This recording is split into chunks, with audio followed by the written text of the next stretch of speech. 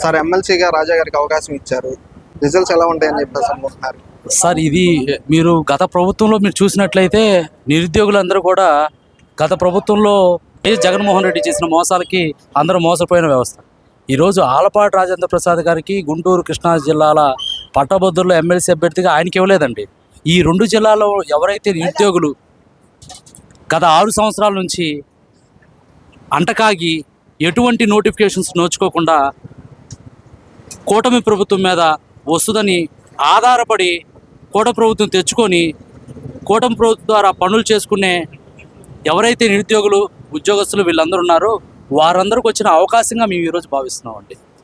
దాంట్లో భాగంగానే ఈరోజు గత 40 సంవత్సరాల నుంచి రాజకీయాల్లో ఉంటూ యువతకి ఆదర్శప్రాయంగా ఉంటూ ఒక తెలుగు యువత అధ్యక్షుల పదవి నుంచి గుంటూరు జిల్లా అధ్యక్షుల పదవి నుంచి మినిస్టర్గా గాను అదేవిధంగా ఎమ్మెల్యే గాను కార్యకర్తలకు అండగా ఉండి ఒక నాయకత్వ ఫ్యాక్టరీని తయారు చేసిన ఒక మహోన్నతమైన నాయకుడు ఎవరంటే శ్రీ ఆలపాటి రామప్రసాద్ గారు. ఆయన యొక్క వ్యక్తిత్వాన్ని లేకపోతే ఆయన రాజకీయ యొక్క సముచిత వాదాన్ని గుర్తించినటువంటి శ్రీ నారా చంద్రబాబు నాయుడు గారు ఈరోజు గుంటూరు కృష్ణా జిల్లాల యొక్క నిరుద్యోగ బాధలు అదేవిధంగా ప్రభుత్వ ఉద్యోగస్తుల యొక్క బాధలు సాధక బాధలు తీర్చే సరైన వ్యక్తిని ఎంచుకున్నారని ఈరోజు మీ అందరి ద్వారా నేను ఆయనకి నమస్కారాలు తెలియజేస్తున్నాను అండి. మరి అదేవిధంగా కృతజ్ఞతలు తెలియజేస్తున్నాను.